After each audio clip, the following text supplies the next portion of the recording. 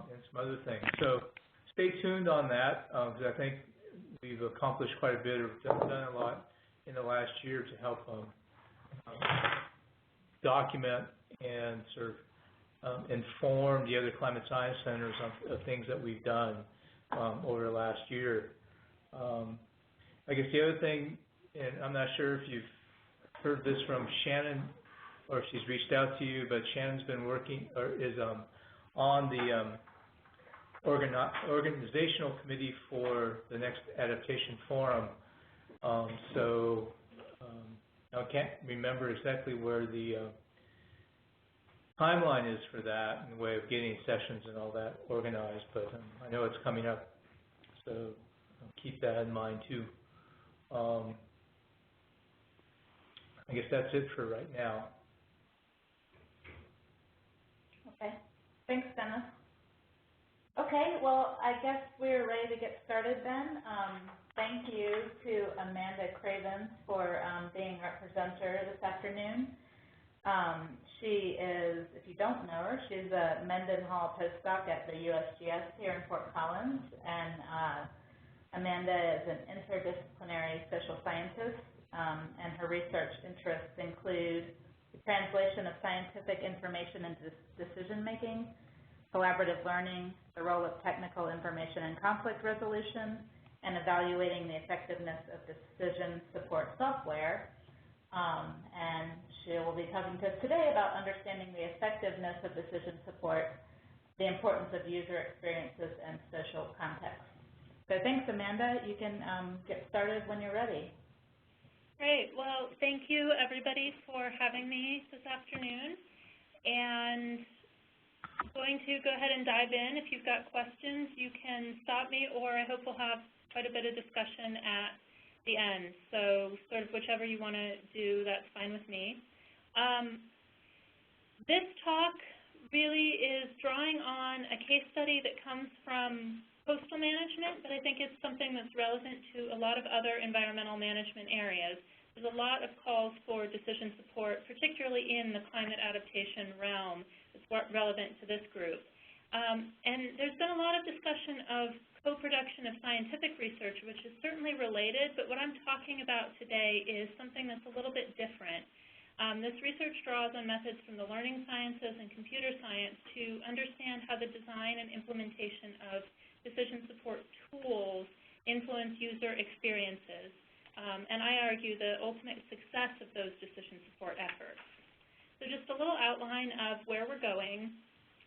Because decision support gets used in so many different ways, I want to give a definition of how I think about decision support, and this draws on the National Research Council definition and the idea of analytic deliberation. And I want to introduce the case study that this research that I'm using as an illustration today, and this is the decision support tool called MarineMap that was used in coastal planning in California. And then the theoretical framework that I used to interpret that case study, which is called activity theory, and again, that comes from the learning sciences. And then the findings from the case study are really organized in 4 categories. The first was 5 ways that I found that MarineMap added value to the siting process where it was used. And you can also think of those as 5 decision-making functions or needs that the tool supported. And then specific features of the software that actually allowed it to support those functions. But those same features I found had unintended consequences, so other things they did that were not always helpful or desirable for certain users in certain circumstances. And then finally, there's some social context issues I found that were particularly important, where the users found, and then the undesigned uses that I want to highlight, where users found uses that the agency and developers had not anticipated. And finally, like I said, I hope we can end with some discussion thinking about how these insights might translate into areas that you're working in, or perhaps some of them are very different from what your experience has been. So starting, like I said, with a definition, decision support can mean many things to many people. And this is something that Susie Moser has pointed out very nicely in a paper trying to get at the effectiveness where she says decision support is one class of science policy, science management, or science stakeholder interactions. So particularly for those of you who've heard this in the climate and climate change, climate adaptation arena, this is a very broad definition. In other areas of environmental management, particularly water resources, it often has a narrower definition that's more tied to interactive software. As I've started to work through that and how I think about decision support, really is a functional definition. And so for now, like I said, we can talk about this more later. For now, I want to just point to the National Research Council's definition. This is from 2009, and highlight a couple of things about it. They are talking about both decision support tools and processes. This case study that I'm talking about was focusing specifically on the role of a tool within a process. So that distinction between processes and tools is an important one because the methods and the questions you're asking are different for both of them. But what that National Research Council did is they really called out the learning function of decision support. And specifically, they identified an approach to learning called analytic deliberation that originally came from risk analysis. And analytic deliberation is basically what it sounds like. It's the combination of analysis, facts, figures, that kind of thing, with deliberation that has something to do with values, interests, things that people care about. And they said, you know, basically decision support is something that supports analytic deliberation. And so if supporting analytic deliberation is the goal, then the question becomes, well, how does a particular decision support tool or process facilitate analytic deliberation? And that was essentially what this case study that I'm talking about was asking. Specifically, the study asked about 3 functional components of an analytic deliberation process: problem solving, negotiation, and decision making. So to just orient you, I'm going to introduce this case study. And it's a case study of a particular decision support tool called MarineMap. And the decision-making process that MarineMap was designed to support was called the Marine Life Protection Act Initiative. And the goal of this planning process was to develop a network of marine protected areas, those are also called MPAs, along the whole California coast based on best available science and ecosystem-based criteria. And this was a state law in California called the Marine Life Protection Act that was passed in 1999. And so the agency implementing it was California Department of Fish and Game. Their name was changed in 2013 to California Department of Fish and Wildlife. You'll probably hear me refer to them as Fish and Game because that's what they were during this study. So Fish and Game tried twice to implement this law and failed. We can talk about that if you're interested. This third time was this Marine Life Protection Act initiative, and it was a public-private partnership, so the money was actually private foundation funds, but then it was a public planning partnership that the agency with some contract staff actually implemented the planning process. And so that public-private partnership is not super important for what we're talking about today, but it has been held up as a model, so if you have questions about that. And this, I just wanted to give you a visual picture of what we're talking about. This is one of the marine reserves that was created in the planning process. It's pretty typical. Yep. Sorry, was that okay. This is pretty typical what it looks like north of Cape Mendocino. Double Cone Rock Marine Reserve. It's north of San Francisco, about 200 miles. And if anybody's heard of the Lost Coast, this is the largest roadless stretch of coast in the lower 48 state, about 80 miles of coast with no roads on it. So this decision-making process we're talking about, that this tool was for 4 sequential planning regions along the coast, starting with the Central Coast in 2004, moving to the North Central Coast. Those 2 Central Coast regions did not have MarineMap. They had a GIS that was run by an analyst from Fish and Game, and then a WebGIS tool that was pretty simplistic, pretty clunky to use, and people didn't use it very much. And what they found in those central regions was waiting for the analysts to calculate if stakeholders were meeting the criteria that they needed to, and I'll talk about those criteria in a minute, really slowed down the planning process. And that's where the idea for this decision support tool came from. So in the South Coast and the North Coast, they developed this tool, and in the end, especially by the North Coast, it was used by the vast majority of stakeholders. And from a research design perspective, this was a wonderful opportunity studying it because there were people who were involved in multiple of these planning regions and so had the experience of what this same planning task was like before the tool and then after the tool. And so just a quick glimpse of this planning process in terms of what it was like. It's complex. That's the point of this slide. If you're interested in the details from a kind of governance point of view, I can answer questions later. But for now, I just want to highlight two groups that were particularly important in understanding the role of the tool. The first is the regional stakeholder group members. You'll also hear me call them stakeholders. And these are stakeholders in the sense of actually appointed stakeholders. The people applied or sometimes were nominated to serve on this regional stakeholder group. There was one for each of the 4 regions. They served for the 1 to 2 years that planning happened in each of these planning regions. And their role was to propose locations for marine protected areas. They were designing the network.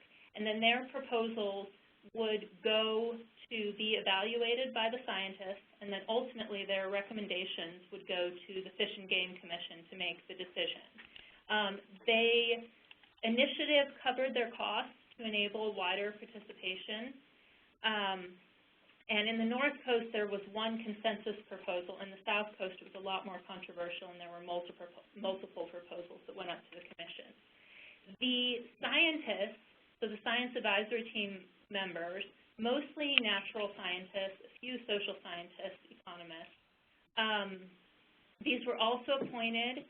Many of them served multiple regions because the expertise is pretty similar, say, south of Santa Barbara into the Central Coast. And their role was to evaluate those proposals that came from the stakeholders. And that basically they both created guidelines that would be used for evaluation, and then they actually evaluated them and gave those evaluations to the Fish and Game Commission to make that final decision. And what these guidelines look like in practice, we're taking the basically understanding of marine science in this area and making it operational. So, for example, one guideline said each MPA needed to be a minimum of 9 square miles because that's the area you need to protect the target species. Most of these are rockfish.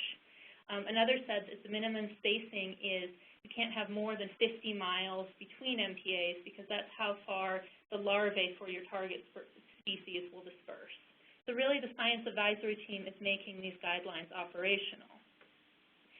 And so when MarineMap came in, essentially it took those guidelines from the scientists and put them into the back end of a tool. And so the front end of it was a Google Maps sort of interface and then a Google API.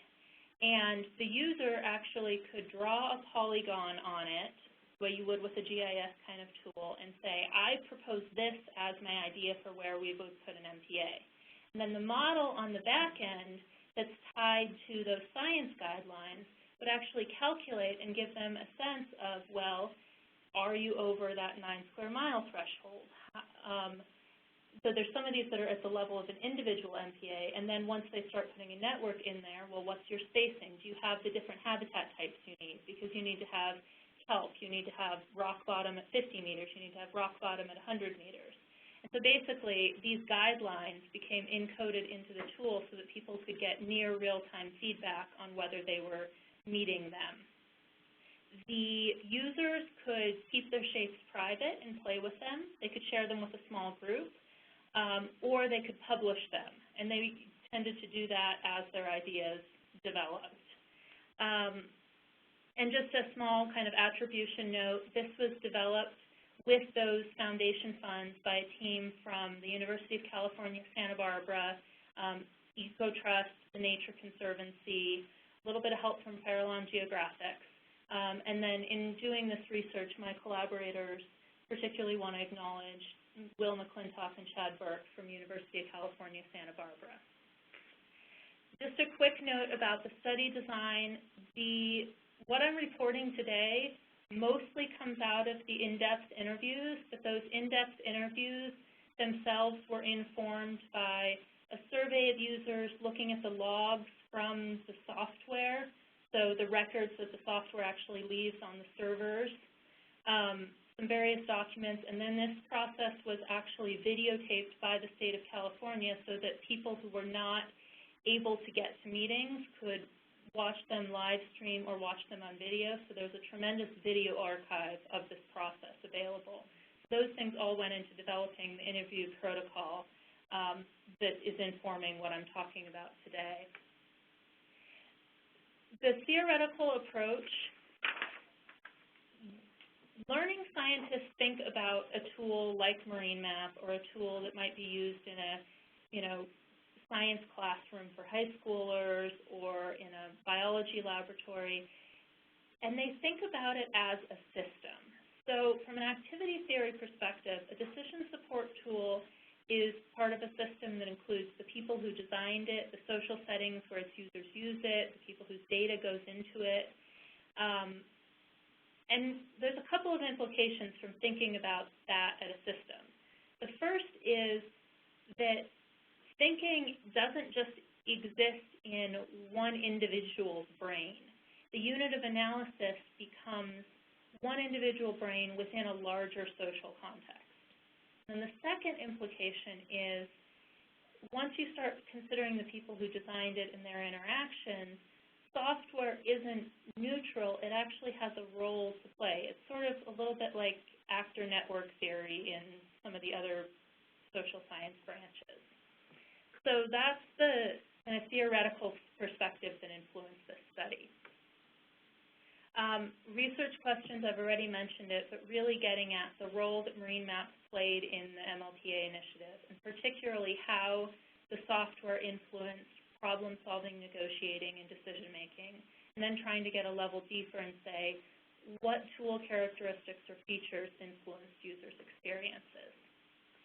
And now I want to turn to the findings. And as I mentioned, the first thing that I identified was 5 particular decision-making needs that MarineMap met. So you can also think of these as 5 ways that MarineMap added value to the MLPA initiative process. And the first one of those was that it helped users understand the geography of the planning area. And that might seem pretty obvious, but the way it did that was it allowed them to see at a spatial scale and into areas that are not actually possible to see in real life. So this is a non-consumptive stakeholder. It just really opened up a better sense of what was happening with the depths, that maybe the fishermen would know some of, but we didn't necessarily know, and not all of them do because they don't all go that far. Particularly for ocean planning, you don't actually see what's happening under the ocean. And so by having those habitat layers, this allowed a level of understanding to get to that level below. The second thing that it did is it took users from that level of understanding the geography to then understanding the science guidelines. And I've got 2 quotes in here for 2 things that were particularly interesting about that. The first one, having access to all those data layers, you could immediately see, even if you know the area, how it fit into science guidelines. Some of these fishermen have been fishing these coasts for 50 or 60 years. But what this did is it took experiential knowledge that they had and let them link that to the criteria that were being used in this planning process. So it took that experiential knowledge, and then they said, well, okay, how is my favorite fishing spot going to count in this planning process? And it was that linkage that was particularly important. And then the second one describes, you know, the more sophisticated you got, it helps us come to realize the design guidelines could be met in a number of ways. There were also things you could not do. I think MarineMap revealed the inflexibility of the guidelines, sometimes in a way that no one would have ever discovered beforehand. And this is really important because MarineMap was explicitly not designed as an optimizing tool. They did that because they actually had had experiences in other marine planning processes where optimizing tools were seen by the fishermen as not giving enough input into fishermen needs and interests. But what MarineMap did was for certain, what I ended up calling them was expert users, for people who really got into using this. They were often leaders within their communities. They ended up finding where the limits in the system were. And these limits often had to do with certain habitat types. So on the southern part of the coast, kelp, it just doesn't exist in that many places. So because of the way the science guidelines were structured, if you have to have kelp in your network, it means, well, you either have to protect around Palos Verdes or you have to protect around San Diego. You have to do one of those things. And through using MarineMap and trying enough things, people came to realize that. An optimizing equation, yes, it would have gotten there faster, but it was completely not politically viable. And so there was that interesting interplay, and that people figured out those limits. The third thing that it did is it created a common language for participants. So this is a stakeholder describing when they might have been in front of the Fish and Game Commission, or the Blue Brisbane Task Force was a policy advisory group, or your breakout group, you were speaking in terms of MarineMap, right? You would actually name the tool and the layer that best demonstrates the points that you were making, because you knew that MarineMap had created a common vocabulary for the rest of your participants. And what this suggests is that the mental model that people had of the coast and of the process had become linked to the presentation of the data within the tool. And the fourth thing it did, and I've got this kind of monster of a quote in here because almost everyone I talked to had some variation of this description. And this is really describing the iteration that was going on with this software in the room. So somebody would be the point person for working the MarineMap. We'd throw ideas at that person and then get responses from the rest of the room. And sometimes we'd learn that way, oh, well, it looks like this area would work for everyone. Then there'd be some people in the room who'd be like, that won't work for this reason, for that reason. Or we'd make suggestions, like that won't work the way it is, but if you move the boundary half a mile, then it would work kind of things. It really allowed us an opportunity with everyone looking at the screen, having the same understanding, being able to pull up the data layers, to have really productive conversations, make those negotiations in a way that was immediately evident what the results would be.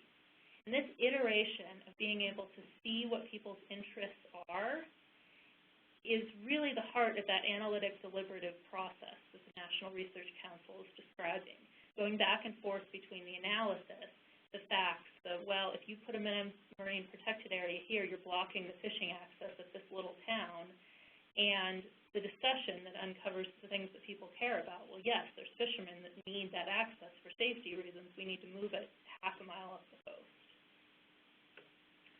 And then the fifth need that it met was facilitating joint problem solving and identifying trade-offs. And this is really the next step from, okay, you've got those interests on the table, how do you get people into a joint problem-solving mode? And I really like this quote. This is a Blue Ribbon Task Force member, so somebody at the kind of policy guidance level, and they're describing how it made concessions visible. So not only did it make interests visible, but there's, in conflict resolution theory, there's norms that people have shown that when I make a concession and you don't make a concession, I change how I negotiate. Whereas if I make a concession and I see you make a concession, then we'll continue to build on that. And this actually, by making the concessions very visible, contributed to going down into that spiral of concessions. So they're describing the controversy on the South Coast, which was particularly controversial negotiations down in Southern California. People who took ownership of a particular area wanted to dominate. They couldn't do it because of the mapping. They'd sit there and say, well, this does not allow fishermen to come out safely and go where the fishing is decent. Well, okay, let's move it there. So you have a channel that you can go there. Does that satisfy you? No. Well, if we move it over a little bit, then that will. So people couldn't block when it was right there and visible to everybody. Then moving into the second part of those results, I looked at how, so these are the things that people told me that it did.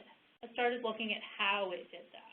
What particular design features of the tool actually did this? And this is a tiny portion of a much larger table that appears in the paper. And this has, essentially, you've got these 5 needs in the columns across the top, and then you've got features of the tool down the rows. And so just to take an, oops, my highlighting isn't, oops, it's not in the next slide, okay. So to take an example, you've got this spatial user interface, the fact that it's a map, it's visual, and that's how people interact. They enter information by drawing on it. It's a polygon, that's how they make their proposals. So one of the things that that did that helped create a common language is that it helped ensure information was captured the way the speaker intended. So interviewees who participated in the first 2 study regions before they had MarineMap pointed out that sometimes they would hear someone explain something and think they understood, but there had been cases where they hadn't. And what they found is when they actually had the idea drawn in MarineMap and they both had the visual plus the auditory, both the speaker and the audience were able to check they'd understood each other correctly. So that's just an example. But you can actually picture another column to this table, because what I found when I looked at the way people talked about these features is that almost every feature had cases where it was not helpful, had cases where for certain users or in certain situations, it had unintended or surprising consequences. So I'm going to give you 2 examples from this highlighted intersection with the spatial user interface. The first example is MarineMap structured the conversation visually, and that could make it hard to discuss data if it wasn't actually on the map. This is a quote from a city employee down in Southern California who really cared where the city boundaries were because that was the boundaries of their jurisdiction.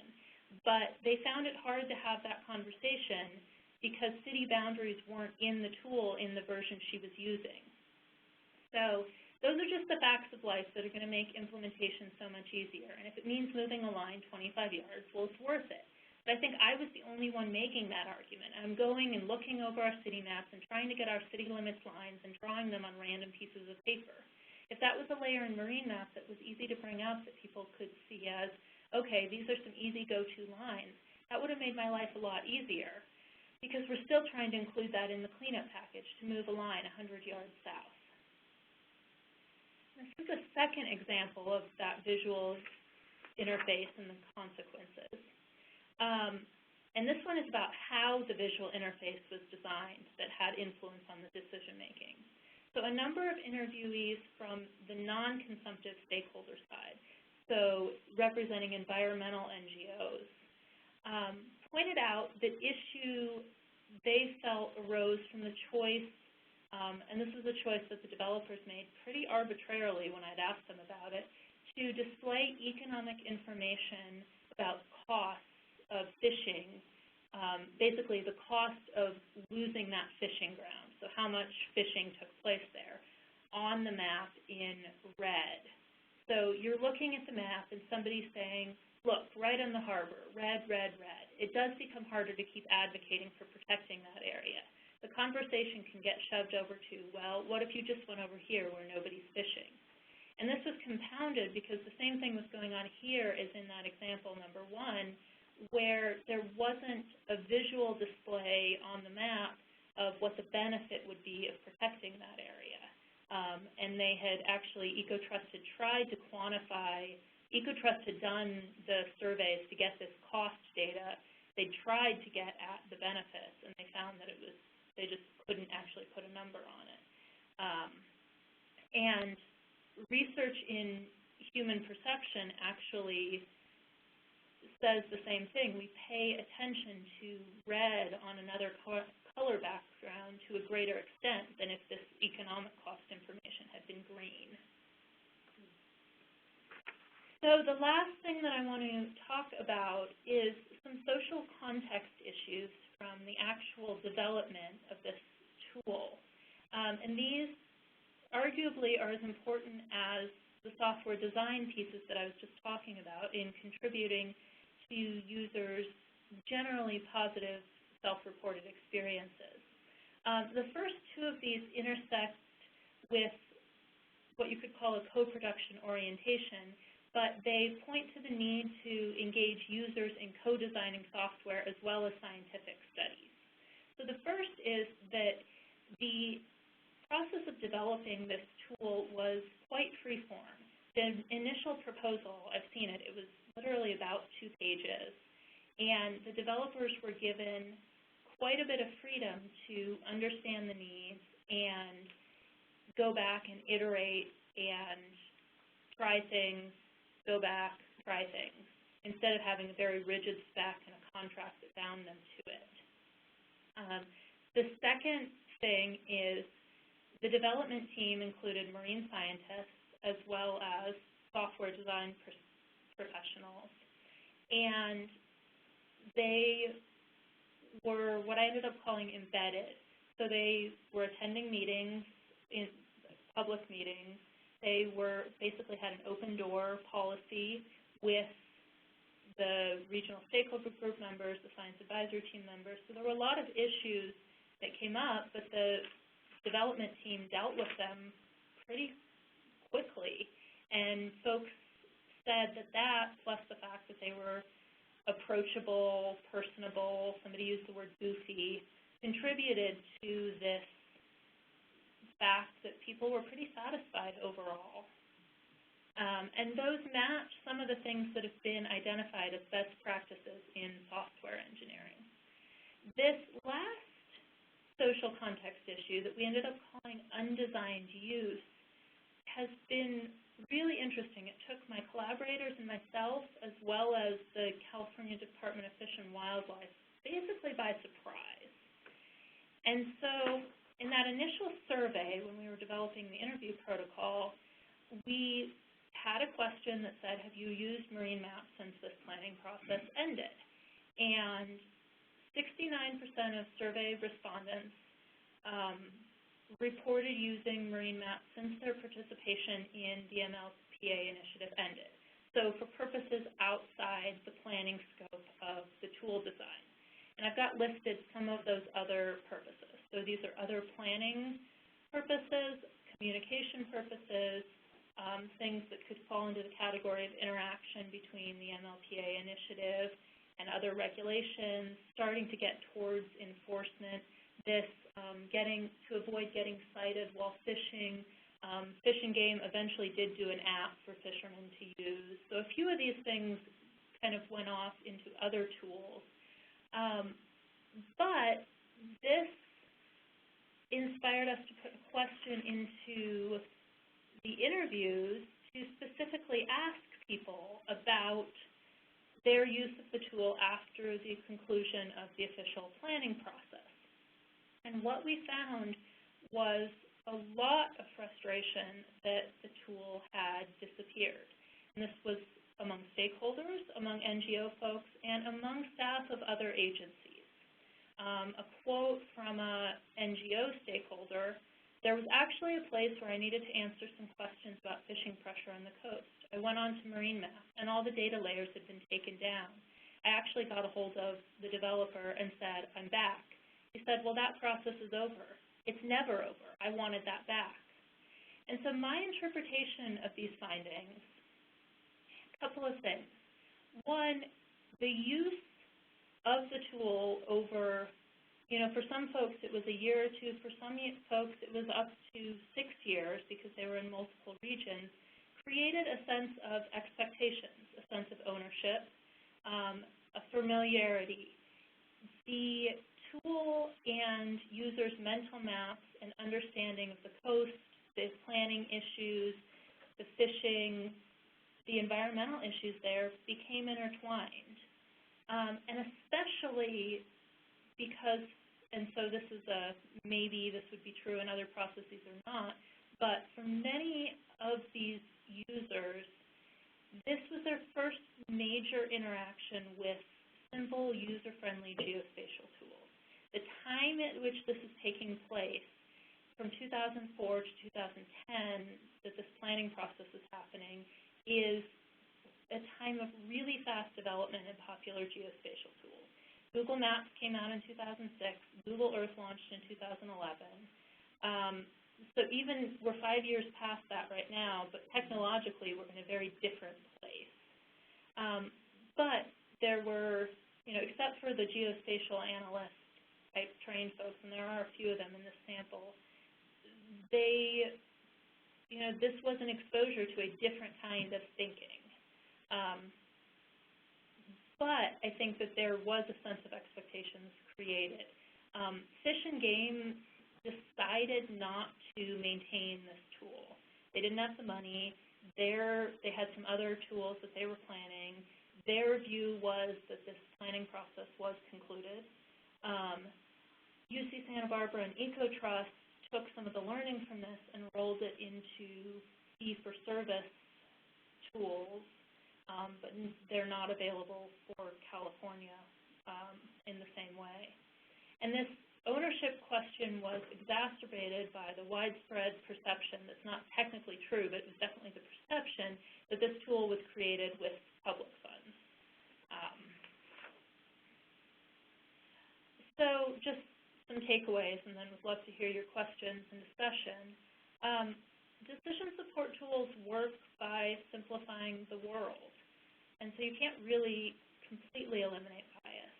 They're not simply objective sources of information. They shape users' thinking and decision-making processes, and the more powerfully they shape it, the better they work, but then also the more likely they are to have some of these effects that I've been talking about. Every tool is likely to have unintended consequences and potentially losers as well as winners. And so understanding and improving decision support processes likely requires context-specific empirical observation. Personalities and social context of implementation matter, probably sometimes more than technical design choices. And finally, this need to consider the whole life cycle of a tool. There's definitely recognition of the need to budget and contract for technical maintenance, but also need to think about that in terms of how tools create stakeholder expectations. So thank you. And I'm going to just try and find so I can see questions. I don't believe anybody's typed any questions. We can just open it up. People can orally ask their questions now. Amanda, this is Dennis. Thanks for the presentation. It was very helpful, informative. As you look at the co-design process and sort of the evolution of the tool, both the use and sort of additional features to it, do you see sort of what level? I guess I'm curious about what level of complexity and how do you actually approach more complex sort of tool development in this type of co-design activity so that you know when to stop? Or, because oftentimes as a researcher you may want to delve into the deep end of the pool really quickly because you're really jazzed about, the science that's there. But yet, in the way of looking at decisions, having much more of a simpler framework tends to be more useful as long as the key features are there so that you can look at the trade-offs and things. So that sort of tension between simple enough to getting into the nuts and bolts seems sort of an art in how that all comes together. Yeah, I think that that's true. I think that, from this process, there's two observations that I would offer. One is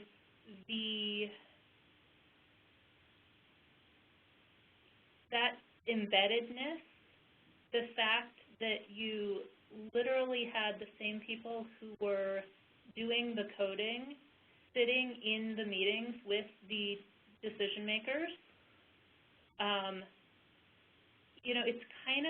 It's a role that is not, I would say it's a role that goes beyond co-production. I'd say it's a role that goes almost to a service model.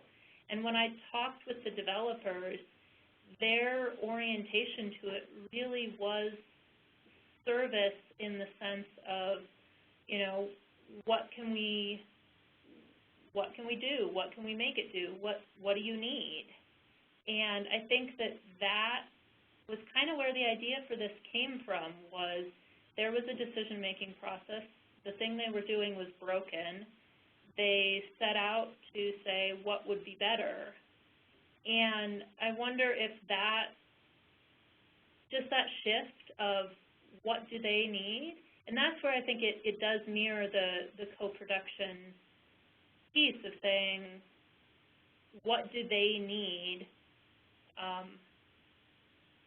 And then the second that I would offer is this science advisory team on the science side, the model of science panels and having to actually operationalize science into what's essentially a decision algorithm, into something that is usable by someone who may have no technical training. That was something that I think the scientists, I know the scientists involved, learned a lot. And so that piece of it wasn't the exercise of putting it into a tool, it was the exercise of putting it into operational evaluation criteria that could be used to evaluate proposals. But that, I think, is where a lot of the scientific translation happened, and then it was pretty easy to put it into a tool once they had made it simple enough that it could be used as evaluation criteria.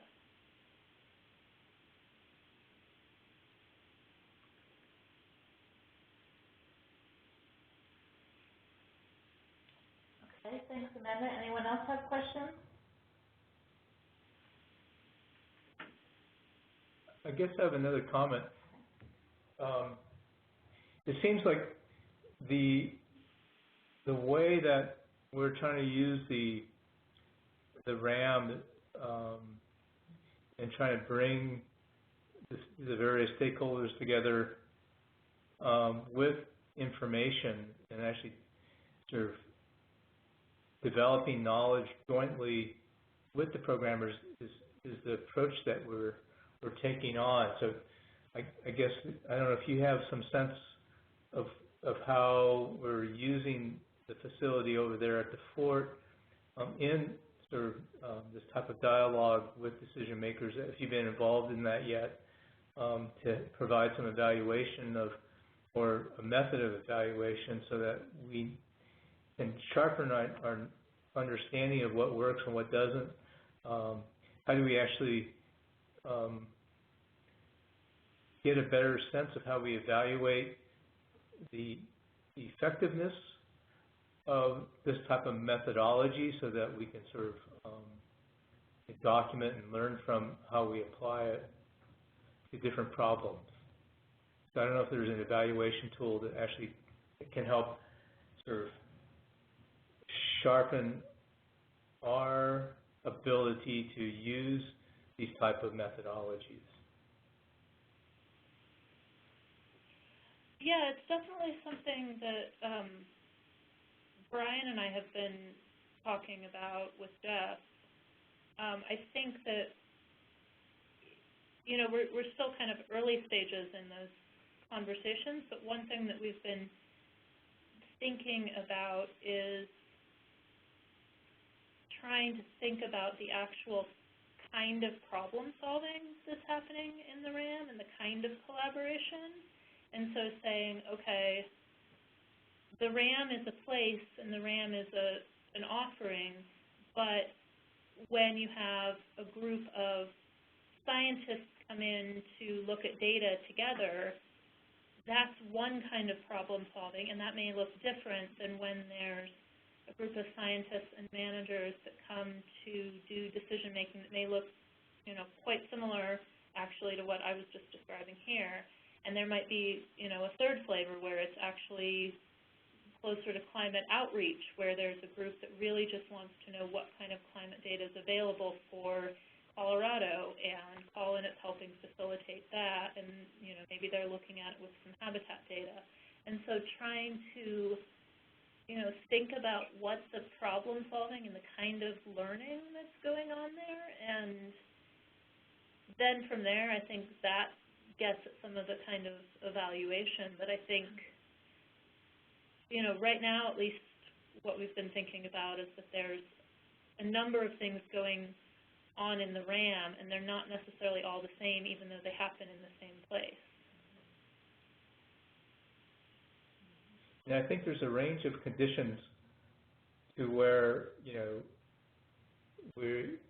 if we had a room with BLM and what's his name, Bundy, trying to resolve land usage, it might be a very different and very contentious dynamic to where I think in the situations that you described here in California, plus the ones that, you know, I think we've done. I haven't been involved with many of them at the RAM, but my sense is that there's a common goal, trust already embedded in bringing those people together to find a common solution.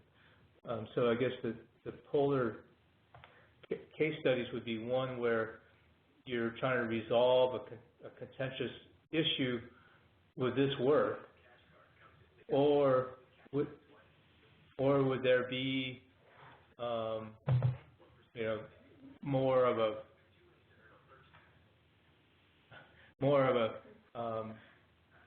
you know, successful outcome in the situation where we've been using the RAM mostly in your case study, where a common decision was sought and that everyone understood that they would, you know, sort of that was the end point, and it wasn't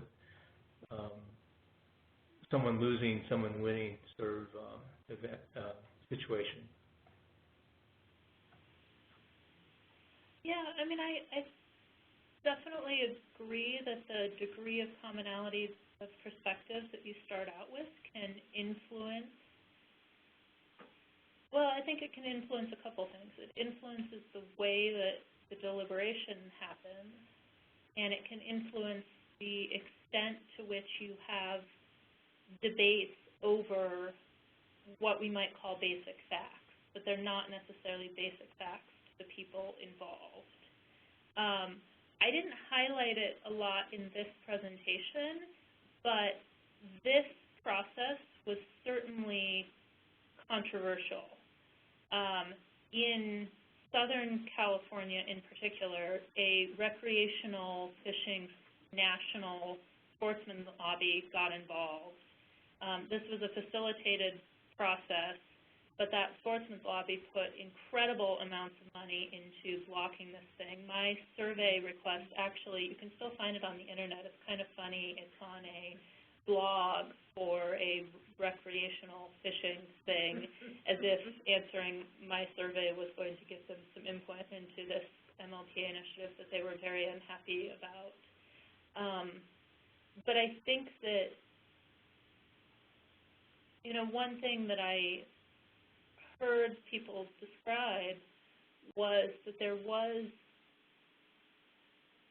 an ability to at least have fights about values rather than fights about facts because of having a tool like this.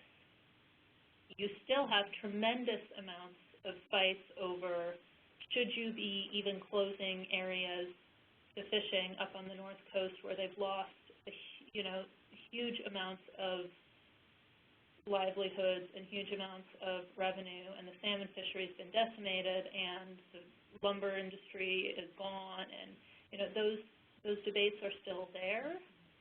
But I think that people that I interviewed agreed that at least in the context of something that some people were very pro and some people were very against, and the state basically said this is coming, so you can be involved or not, it changed what the fights were about.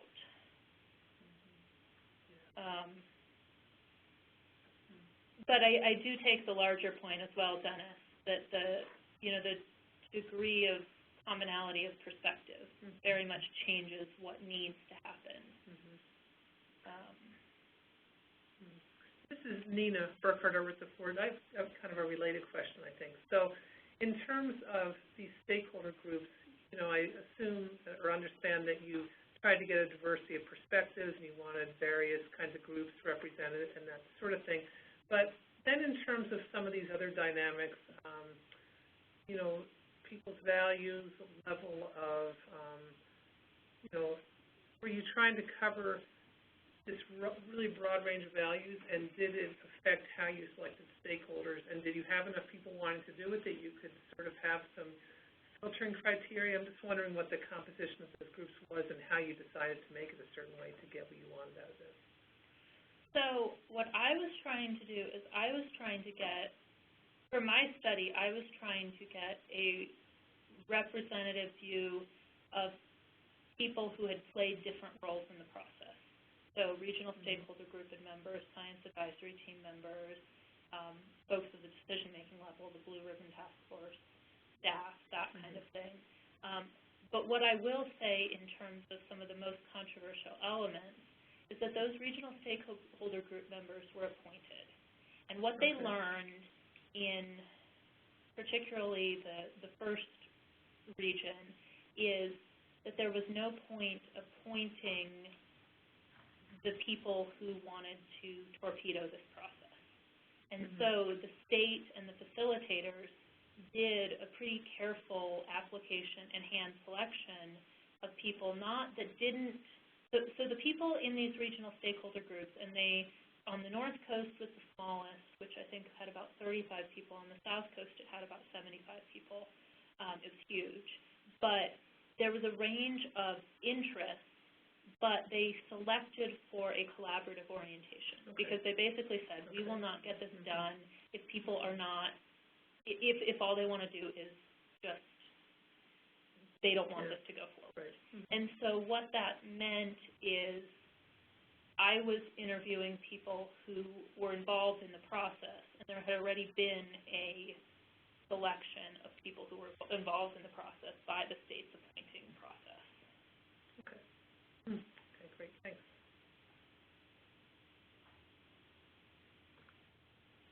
All right. We maybe have time for if there's any more outstanding.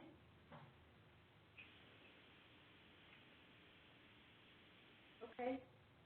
Well, it's 2:58, so I guess we'll just bring this one to a close then. Thanks, Amanda. We appreciate you taking time this afternoon to do this webinar for us. I guess we'll sign off now. Thanks, Jill. Okay, thank you.